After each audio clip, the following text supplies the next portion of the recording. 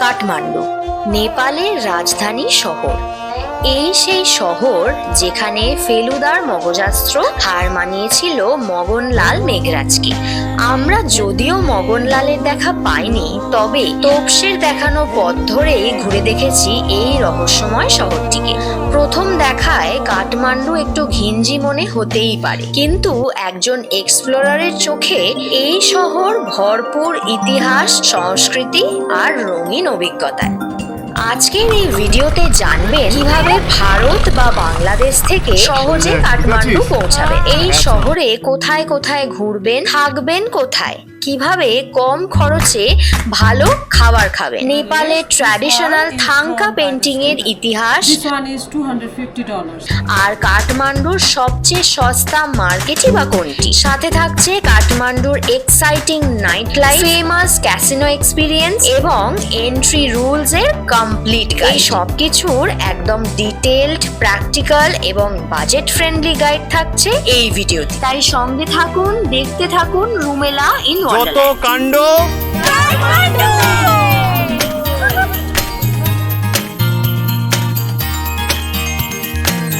Good morning. আজ আমাদের নেপালে ডে 6। এখন আমরা আছি কাঠমান্ডুতে। আজকে আমরা বেরোবো নেপালের কয়েকটি সাইট সিন করতে। আর এখন আমরা যাচ্ছি পশুপতিনাথ টেম্পলে পুজো দিতে। চলুন বন্ধুরা, আমরা চলে এসেছি নেপালের অন্যতম পবিত্র ও বিখ্যাত তীর্থস্থান পশুপতিনাথ মন্দিরে, যা একটি ইউনেস্কো ওয়ার্ল্ড হেরিটেজ সাইট এবং হিন্দু ধর্মাবলম্বীদের কাছে অত্যন্ত গুরুত্বপূর্ণ একটি স্থান।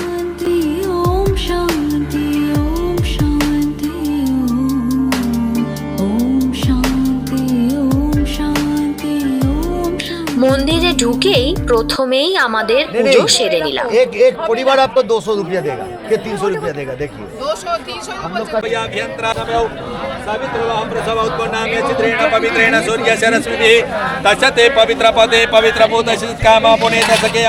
মন্দিরটি প্রতিদিন খোলা থাকে ভোর 4টে থেকে রাত 9টা পর্যন্ত, আর বিকাল 5টা থেকে 7টা এই সময়েই অনুষ্ঠিত হয় মনোমুগ্ধকর সন্ধ্যা আরতি। ভারতীয়দের জন্য এখানে প্রবেশ সম্পূর্ণ বিনামূল্যে হলেও বিদেশি পর্যটকদের জন্য প্রবেশ মূল্য প্রায় 1000 নেপালি টাকা। আর একটা গুরুত্বপূর্ণ তথ্য, পশুপতিনাথ মন্দিরের কাছে 800 থেকে 2000 টাকায় ক্লিন রুম ও ফ্রি ওয়াইফাই সহ ভালো হোটেল সহজেই পেয়ে যাবে। তবে বাজেট কম হলে আপনারা পাশে ধর্মশালাতেও থাকতে পারেন।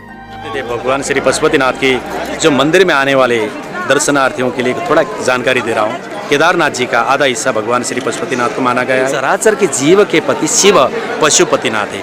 और यहाँ कई यूट्यूबर चैनल वाले ने बोला है कि एक गलत है, एक फहमी कि भगवान श्री पशुपतिनाथ के दर्शन से पहले अगर तुम नंदी की दर्शन करोगे तो पशु हो जाओगे बोलकर लोगों ने बोला है। ऐसा नहीं है, ध्यान दे दीजिएगा।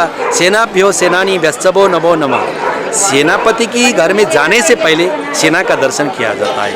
तो नंदी भृंगी चतुष्ठी योगिनियों को नमस्कार करते हुए फिर आराध्य देव पशुपतिनाथ के दर्शन करेंगे तो फल प्राप्त होता है। और सबसे पहले पशुपतिनाथ में दर्शन करते वक्त में भगवान श्री पशुपतिनाथ को दायां करते हुए वासुकी नागराज, उसके बाद में शिल्पिंग विष्णु, वाग्मती नदी और भगवान कृष्ण भगवान और उन्मत्त भैरव आदि दर्शन करते हुए, नवग्रह दर्शन करते हुए फिर पशुपतिनाथ का दर्शन करके वार निकल सकते हैं।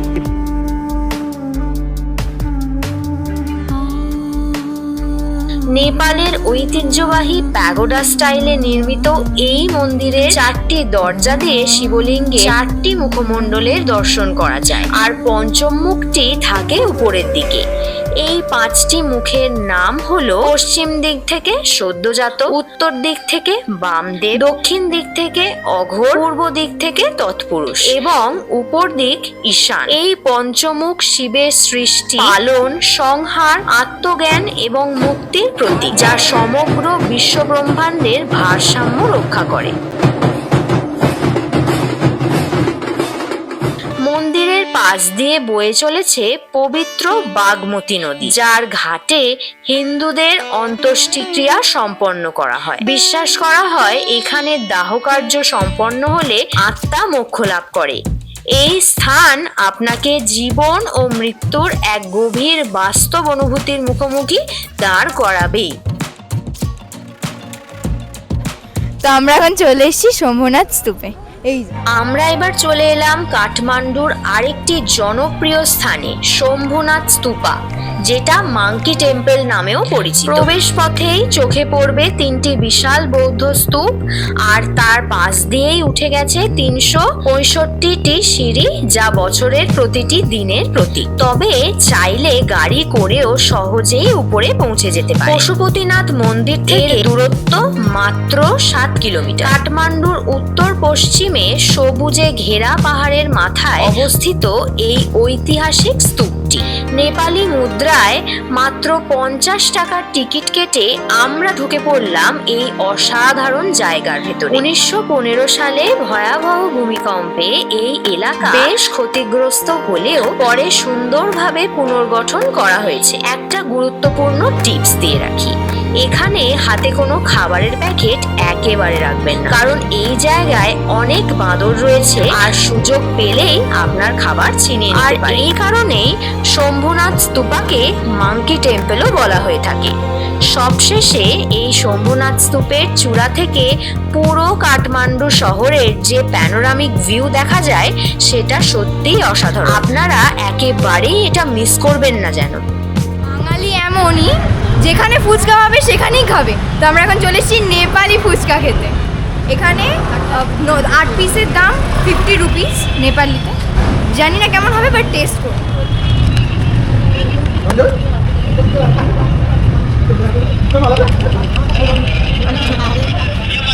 হাতে পেয়ে গেছি নেপালি ফুচকা, টেস্ট করা যাক। না একালে পারবো না। এরপর আমরা চলে এলাম বৌদ্ধনাথ স্তূপে। নেপালের কাঠমান্ডুর অন্যতম আইকনিক ও দর্শনীয় স্থান বৌদ্ধনাথ স্তূপ। সার্ক দেশগুলির পর্যটকদের জন্য এখানে প্রবেশ মূল্য প্রায় 100 টাকা। এখন আমরা এসেছি দ্য ওয়ার্ল্ড হেরিটেজ বুদ্ধা স্তূপ। এই শ্বেত শুভ্র বিশাল স্তূপটি দেখতে অনেকটা যেন একটি বড় বর্গাকার ভিত্তির উপর বসানো অর্ধগোলাকার গম্বুজ, যার উপরে রয়েছে বুদ্ধের সর্বদ্রষ্টা চোখ। বিশ্বাস করা হয় এখানে কাশ্যপ বুদ্ধের দেহাবশেষ সংরক্ষিত রয়েছে। 2015 সালের ভয়াবহ ভূমিকম্পে এই স্তূপটি মারাত্মকভাবে ক্ষতিগ্রস্ত হয়েছিল, তবে পরবর্তীকালে সেটিকে পুনর্নির্মাণ করা হয় আগের ঐতিহ্য বজায় রেখে। কাঠমান্ডুর যে কয়েকটি ইউনেস্কো ওয়ার্ল্ড হেরিটেজ সাইট রয়েছে, তার মধ্যে বৌদ্ধনাথ স্তূপ অন্যতম গুরুত্বপূর্ণ। চলুন এবার আপনাদের নিয়ে যাই নেপালের বিখ্যাত ঐতিহ্যবাহী শিল্প থাংকা পেন্টিং এর জগতে। থাংকা পেন্টিং মূলত তিব্বতী বৌদ্ধ ধর্মের সঙ্গে গভীরভাবে জড়িত একটি আধ্যাত্মিক শিল্প। কাপড় বা ক্যানভাসের উপর প্রাকৃতিক রং, যেমন খনিজ পদার্থ, সোনা আর বিভিন্ন উদ্ভিজ্জ উৎপাদন দ্বারা হাতে আঁকা চিত্রগুলিতে ফুটে ওঠে বুদ্ধ, বোধিসত্ত্ব, দেবতা মণ্ডল এবং ধর্মীয় কাহিনীরা। Paintings drawn by the student, they are cheap. In the student's painting, you can't find the use of stone color and the gold. Okay.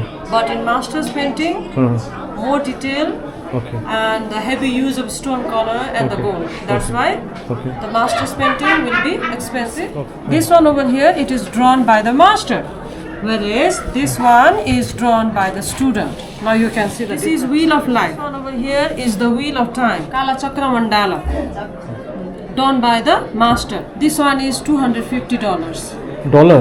Yeah. থাংকা painting এর দাম 1000 টাকা থেকে শুরু করে কয়েক লাখ পর্যন্ত হতে পারে, যা নির্ভর করে শিল্পীর দক্ষতার উপরে।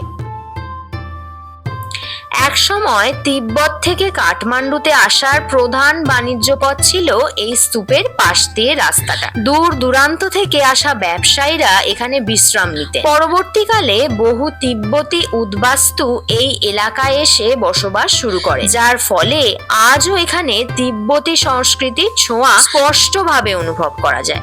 এবার আমাদের পরবর্তী গন্তব্য প্রায় 10 কিলোমিটার দূরে অবস্থিত বুড়ো নীলকণ্ঠ মন্দির।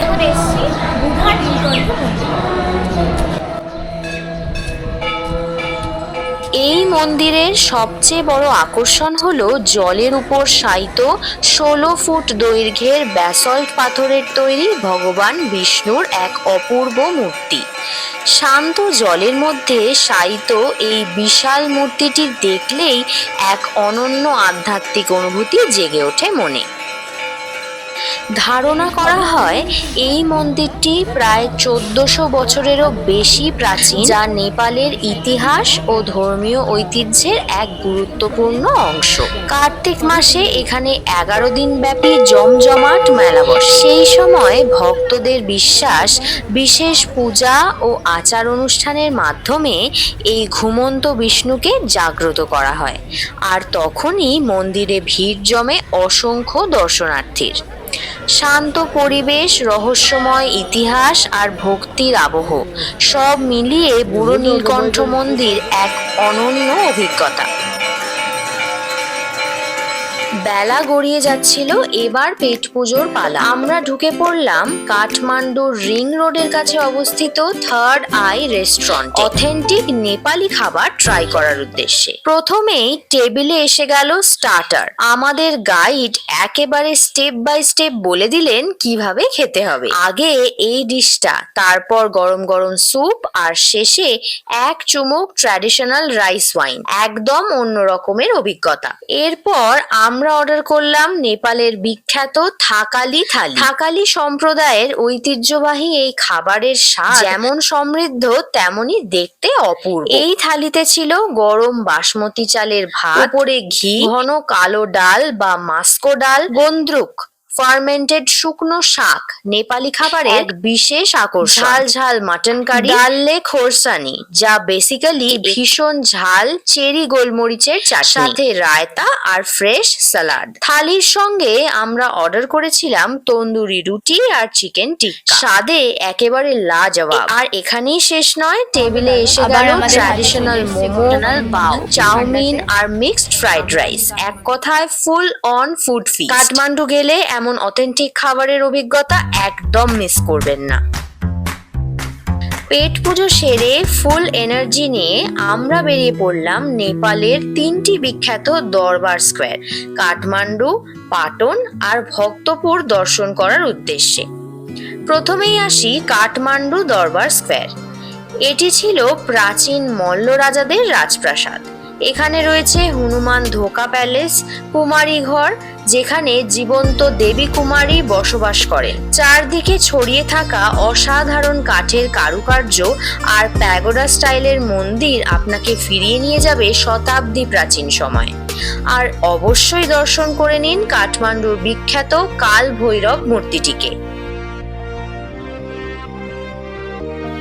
এরপর আমরা পৌঁছে যাই পাঠান দরবার স্কোয়ার, যা শিল্প আর স্থাপত্যের জন্য বিখ্যাত। পাঠান দরবার স্কোয়ারকে বলা হয় সিটি অফ ফাইন আর্ট। এখানে কৃষ্ণ মন্দিরের পাথরের নিখুঁত নির্মাণ আর চারপাশের প্রাসাদগুলো সত্যি চোখ ধাঁধানো। যারা ইতিহাস আর আর্ট ভালোবাসেন তাদের জন্য এটি এক স্বর্গ প্রমাণ। সবশেষে ভক্তপুর দরবার স্কোয়ার, এক কথায় একদম টাইম মেশিন। এই জায়গাটা আপনাকে নিয়ে যাবে মধ্যযুগীয় নেপালে। 55টি জানলা প্যালেস, নেতাপোলা মন্দির আর মাটির হাঁড়ির কাজ সব মিলিয়ে ভক্তপুর একেবারে আলাদা অভিজ্ঞতা। তাই বন্ধুরা, কাঠমান্ডু এলে এই 3 দরবার স্কোয়ার একদম মিস করবেন না। ইতিহাস, সংস্কৃতি আর স্থাপত্য সব একসাথে পাবেন এখানেই।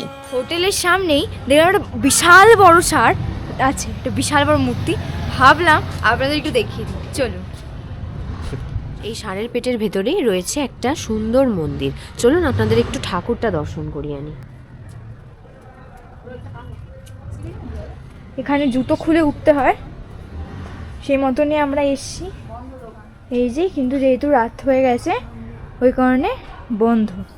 আজ রাতেই আমাদের বাড়ি ফেরার পালা, তাই হাতে সময় ছিল খুবই কম। হোটেল থেকে একটু ফ্রেশ হয়েই বেরিয়ে পড়লাম কাঠমান্ডুর লোকাল মার্কেটগুলি ঘুরে দেখার জন্য। আর আপনাদের জানাবো আসান মার্কেট আর থামেল মার্কেটের মধ্যে কোনটা সবচেয়ে সস্তা। থামেল নেপালের কাঠমান্ডুর এক জমজমাট বাণিজ্যিক এলাকা, সরু সরু গলি আর সেই গলির দুপাশে ছোট ছোট দোকান, রেস্তোরাঁ, ট্রাভেল এজেন্সি, ক্লাব, পাব সব মিলিয়ে একেবারে লাইভলি একটা জায়গা। সবচেয়ে বড় কথা হলো নেপালের আসল ফ্লেভারটা আপনি এখানেই পুরোপুরিভাবে অনুভব করতে পারবেন। এখন আমরা চলে এসেছি নেপালের মিনি গড়িয়াহাটে। দেখতেই পাচ্ছেন পুরো ঢেলে সোয়েটার বিক্রি হচ্ছে এখানে, আর এই জায়গাটার নাম হচ্ছে নিউ রোড। আর যদি সস্তার কথা বলেন তবে আসান মার্কেট তুলনামূলকভাবে অনেকটাই বাজেট ফ্রেন্ডলি। কাঠমান্ডু এসে ক্যাসিনো ঘুরে দেখবেন না, এটা কি কখনো হয়? তবে ক্যাসিনোতে ঢুকলে খেলতে হবে এমন কোনো বাধ্যবাধকতা নেই। এখানে ছোট, মাঝারি আর বড় 3 ধরনের ক্যাসিনোই রয়েছে। একটি গুরুত্বপূর্ণ কথা, ক্যাসিনোতে ঢোকার সময় অবশ্যই নিজের আইডি কার্ড সাথে রাখবেন। ভারতীয়দের ক্ষেত্রে আধার কার্ড চলবে, তবে নেপালি নাগরিকদের ক্যাসিনোতে প্রবেশের কোনো অনুমতি নেই। এখানকার অনেক ক্যাসিনো প্যাকেজ বেসিসে চলে, যেখানে খাওয়া দাওয়া, গেমিং, এমনকি হোটেল থেকে পিক আপ অ্যান্ড ড্রপ ফেসিলিটিও অন্তর্ভুক্ত থাকে। সাধারণত এই প্যাকেজগুলোর দাম পড়ে 3500 থেকে 4000 টাকার মধ্যে। তো এবার আমরা চড়বো টাঙ্গা গাড়িতে, চড়ে আমরা বর্ডার পার হব। চলুন বন্ধুরা, এবার আমাদের বাড়ি ফেরার পালা। আমাদের ট্রেন রাত 9টায় রক্সল হাওড়া এক্সপ্রেস। এটাই ছিল আমাদের নেপাল ভ্রমণের শেষ পর্ব। আশা করি আগের সব পর্ব আপনারা দেখেছেন। এরকম আরো ইনফরমেটিভ ট্রাভেল ভিডিও দেখতে চ্যানেলটিকে অবশ্যই সাবস্ক্রাইব করে আমাদের পাশে থাকবেন। দেখা হবে নতুন কোনো গন্তব্যে আরো একটি নতুন ভিডিওর সাথে। ততদিন পাশে থাকবেন, আমাদের এভাবেই সাপোর্ট করতে থাকবেন। অনেক ধন্যবাদ। ফাইনালি আমরা পৌঁছে গেছি রক্সল স্টেশনে, আর এখানে আমাদের নেপালের জার্নিও শেষ হলো। এই ভিডিওটি যদি ভালো লেগে থাকে তাহলে অবশ্যই লাইক, শেয়ার, কমেন্ট, সাবস্ক্রাইব তো করতেই হবে। দেখা হচ্ছে একটি পরের ভিডিওতে। Till then, tata.